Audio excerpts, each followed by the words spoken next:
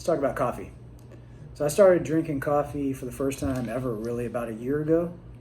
Before that, I actually drank energy drinks and a lot of caffeine supplements. And people used to always tell me like, "Oh, don't you know that stuff is bad for you?" And me being in the fitness industry, people always kind of judged me harshly because of it. And I'm like, I've been drinking energy drinks for a long time, drinking 3 or 4 at a time. I'm fine. And then one time I had it and I wasn't fine. So I cut the stuff out completely altogether. It's a lot of caffeine in those things. But I did switch to coffee, which coffee doesn't have nearly as much caffeine, but it is a little bit.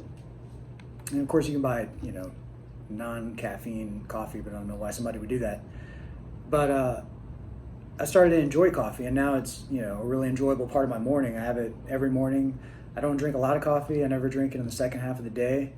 But I do understand why people are in love with coffee now. And I'm not really a coffee snob. I don't know a lot of fancy brands or anything, but I'm interested in the research of caffeine and what it does to the body, and how there seems to be conflicting research into, is coffee good for some people? Is coffee bad for some people? And there's research that says both things. So people are very confused, like, wait, is coffee good for me or is it bad? Should I not drink coffee? Should I drink more coffee? I've read articles that run the spectrum of, you should drink 4 cups a day to nobody should ever drink coffee. And there's a lot of confusion. People are like, well, what's what? And so me having a little bit of understanding of scientific research, I found out that there's actually a genetic component to it. So some people have a genetic variant that helps them process and metabolize caffeine very fast. Other people have the genetic component that makes them process caffeine very slowly. They're slow metabolizers of caffeine. So what the theory is that the people that are fast metabolizers of caffeine, they can drink coffee. You actually get the benefits from the coffee bean, not necessarily the caffeine. Of course, the caffeine gives you the alertness and the boost of energy and all that stuff. But the health benefits that most people are reading about is probably coming from the actual coffee bean, not the caffeine itself. So people that are fast metabolizers, they get that caffeine out of their bloodstream faster, and the benefits of the coffee kind of counteract the negative effects of caffeine, because caffeine does have negative effects in your body, everybody, if you're a fast metabolizer or slow metabolizer.